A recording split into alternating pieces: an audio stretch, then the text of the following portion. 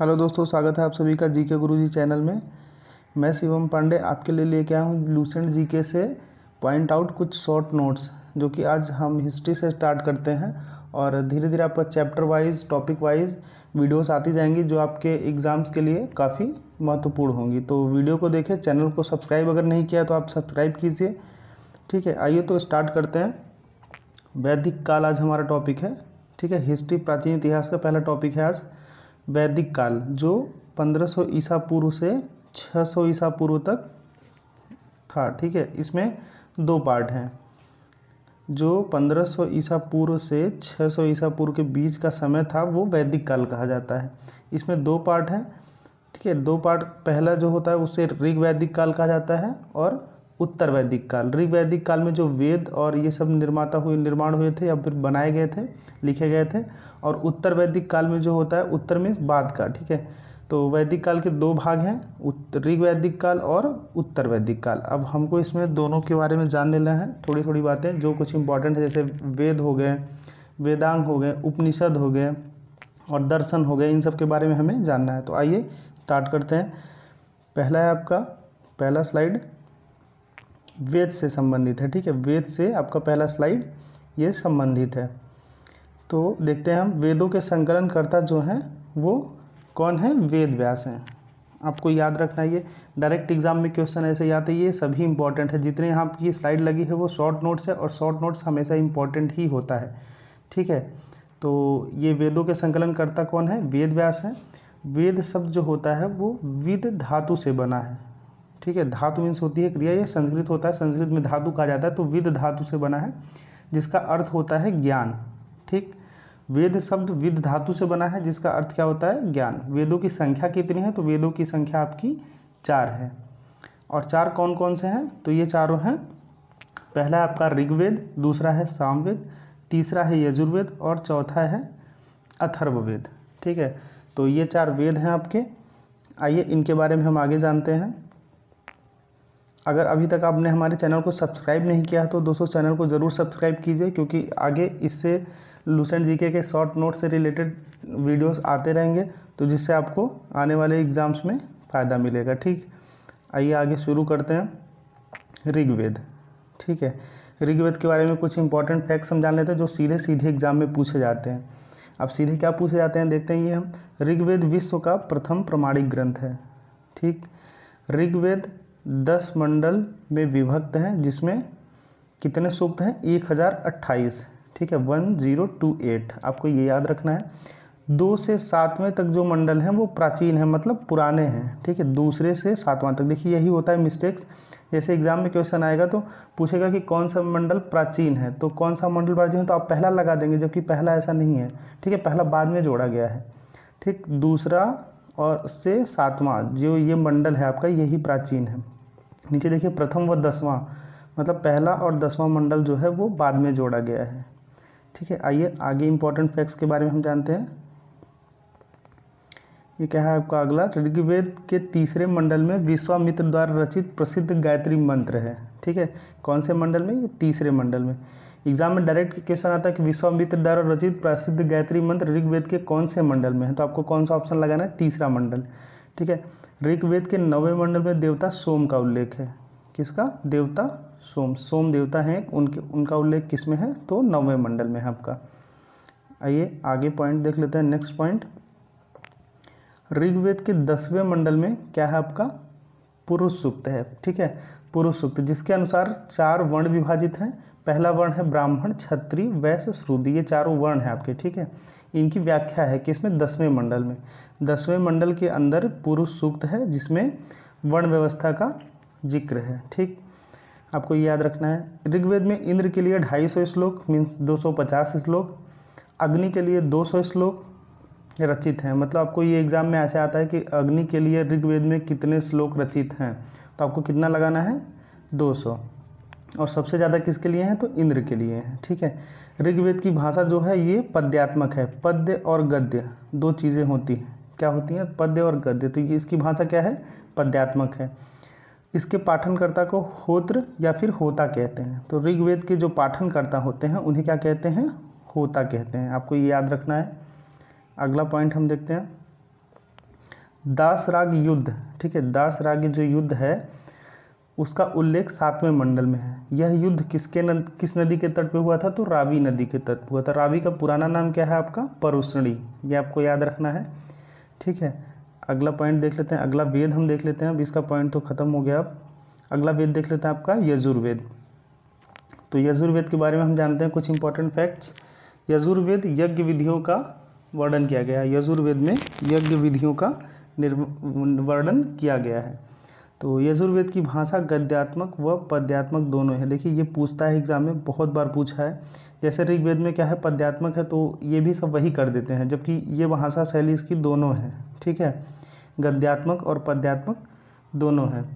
यजुर्वेद की 2 शाखाएं, ठीक है। यजुर्वेद की कितनी शाखाएं हैं? तो 2 शाखाएं हैं। कौन कौन सी? शुक्ल यजुर्वेद और कृष्ण यजुर्वेद। यजुर्वेद की कितनी शाखाएं हैं? तो 2 शाखाएं हैं, ठीक है। ऐसे पूछा गया क्वेश्चन कि कौन से वेद की 2 शाखाएं हैं, तो आपको बताना रहेगा। तो यजुर्वेद की 2 शाखाएं हैं, ठीक है। आगे आइए हम जानते हैं।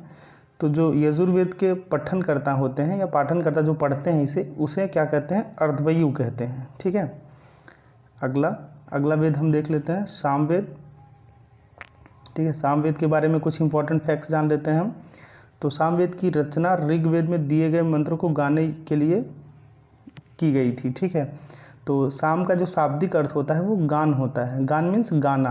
आपको याद रखना, जैसे स से संगीत होता है, ठीक है, तो स से संगीत और स से सामवेद। तो आपको ये हमेशा याद रखना है, जब भी संगीत की बात आएगी तो हमेशा सामवेद आपको याद आना चाहिए, ठीक है। इसमें कितने? 1810 छंद हैं, ठीक है। सामवेद को भारतीय संगीत का जनक कहा जाता है। मैंने अभी बताया कि संगीत, स से संगीत और स से सामवेद, जब भी संगीत का जिक्र आएगा आपको हमेशा सामवेद याद आना चाहिए। आगे हम देख लेते हैं। इसके पाठनकर्ता को उद्गाता कहते हैं, ठीक। इसके पाठनकर्ता को क्या कहते हैं? उद्गाता कहते हैं। जैसे ऋग्वेद के पाठनकर्ता को क्या कहते हैं? होता कहते हैं। और यजुर्वेद के पाठनकर्ता को अर्धवयु कहते हैं। और सामवेद के पाठनकर्ता को क्या कहते हैं? उद्गाता कहते हैं। आपको ये याद रखना है, एग्जाम में डायरेक्ट क्वेश्चन आ जाता है कि ऋग्वेद के पाठनकर्ता को क्या कहते हैं, तो आपको क्या लगाना है? होता लगाना रहता है, ठीक है। तो ऐसे ही ये सब इंपॉर्टेंट फैक्ट्स है दोस्तों, एग्जाम में बहुत आते हैं। आप ज़रूर इसको याद करें, बार बार वीडियो को रिवाइज़ करके। अगर आपको याद नहीं हो रहा है तो वीडियो को देखें, नहीं तो लिख लें, शॉर्ट नोट्स आप खुद ऐसे ही बना लें। और अगर इसकी PDF चाहिए तो आप हमारे टेलीग्राम चैनल से जुड़ जाइए, ठीक है। आइए अथर्ववेद के बारे में जानते हैं। तो अथर्ववेद है, अथर्ववेद की रचना ऋषि अथर्वा ने की थी, ठीक है। ऋषि अथर्वा ने अथर्ववेद की रचना की थी। इसमें परंपराओं तथा अंधविश्वास का विवरण मिलता है। अंधविश्वास मीन्स आपका क्या हो जाता है? जैसे जादू टोना वगैरह हो गया, ठीक है। ये सभी चीज़ें अथर्ववेद में है। ये सबसे बाद का वेद है, मतलब सबसे पुराना वेद ऋग्वेद है और सबसे बाद का वेद अथर्ववेद है। अथर्ववेद में लगभग 20 अध्यायों में संगठित 734, ठीक है, 731 सूक्त और 6000 के लगभग मंत्र हैं, ठीक है। कितने मंत्र हैं? 6000 के लगभग, ठीक। आइए आगे हम जान लेते हैं। इसमें रोग और उसके निवारण, जादू टोना और औषधियों के बारे में जानकारी दी है। तो ऋग्वेद में इतनी चीज़ों के बारे में जानकारी दी है, ठीक। अगला हम देख लेते हैं वेद और उसके उपवेद के बारे में हम जान लेते हैं, ठीक है। वेद और उनके उपवेद के बारे में। तो ये आपका वेद हो गया, ये उपवेद। तो ऋग्वेद का जो उपवेद है वो आयुर्वेद है। यजुर्वेद का उपवेद है धनुर्वेद। सामवेद का गंधर्व वेद और अथर्ववेद का शिल्पवेद। आपको याद रखना है, पूछ लेता है एग्जाम में डायरेक्ट यजुर्वेद का क्या है, तो आपको बताना होगा क्या? धनुर्वेद, ठीक है। अगर आप ये देखे रहेंगे, याद रहेगा, तो आपको एग्ज़ाम में कर पाएंगे आप, ठीक। आगे देख लेते हैं हम वेदांग कितने हैं। तो वेदांग कितने हैं दोस्तों? 6 हैं, ठीक है। वेद को सरल तरीके से जानने समझने के लिए वेदांग की रचना हुई थी। तो वेदांग कितने हैं? 6 हैं। शिक्षा, कल्प, व्याकरण, ज्योतिष, छंद, निरुक्त। आपको ऐसे ही 4-5 बार पढ़ने हैं तो याद हो जाएगी। आप सोचोगे कि याद कैसे होगा ये, तो आप लगातार इसे 4-5 बार रिपीट करोगे ना तो ऑटोमेटिक याद हो जाएगा। जैसे शिक्षा, कल्प, व्याकरण, ज्योतिष, छंद, निरुक्त। शिक्षा, कल्प, व्याकरण, ज्योतिष, छंद, निरुक्त, ठीक। तो ये आप याद रखिए। आगे हम देख लेते हैं वेदांग के बाद आपका है क्या? उपनिषद, ठीक है। उपनिषद को जान लेते हैं क्या होता है। तो उपनिषद प्राचीनतम दार्शनिक विचारों का संग्रह है। जो प्राचीनतम दार्शनिक हैं उनके विचारों का जो संग्रह है वह उपनिषद है, ठीक है। उपनिषद की संख्या कितनी है? 108, 108 है। ठीक। सत्यमेव जयते जो भारत का आदर्श वाक्य है वो मुंडकोपनिषद से लिया गया है। ठीक है।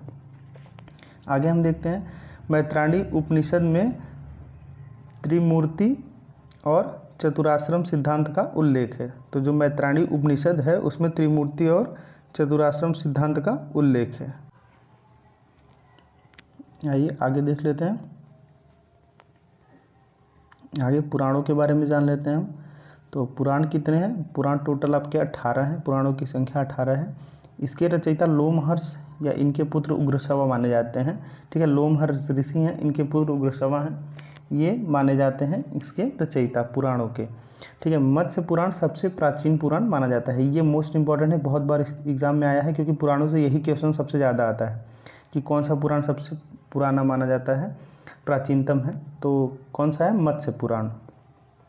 आगे हम जान लेते हैं कुछ इंपॉर्टेंट फैक्ट्स हैं। ठीक है। और दर्शन है। ठीक है। दर्शन मीन्स ये जो दर्शन है ये कौन लाया था? ठीक है। उसके प्रवर्तक मीन्स कौन है? तो अष्टाध्यायी के कौन है? पाणिनि है। चार्वाक हैं। योग के पतंजलि हैं। ठीक है। ये सब आपको याद रखना है। सांख्य के जो हैं कपिल हैं, तो यही सांख्य दर्शन सबसे पुराना दर्शन है, आपको याद रखना है। ये न्याय के कौन है? गौतम है। पूर्व मीमांसा के जैमिनी है। उत्तर मीमांसा के बादरायण हैं। और वैशेषिक के महर्षि कर्णाद या फिर उलूम है। ठीक है। ये सब आपको याद रखना है। ये डायरेक्ट एग्जाम में क्वेश्चन यहाँ से पुटअप होता है। ठीक है। पूर्व मीमांसा के कौन है? तो आपको क्या लगाना रहेगा? जैमिनी। ठीक। नेक्स्ट आते हैं हम। सांख्य दर्शन सभी दर्शनों में सबसे प्राचीन है। अभी मैंने बताया कि सांख्य दर्शन जो है वो सभी दर्शनों में क्या है? सबसे प्राचीन है। आइए हम देखते हैं ऋग्वैदिक कालीन नदियाँ। तो ऋग्वैदिक कालीन जो नदियाँ हैं उनके पुराने नाम क्या हैं?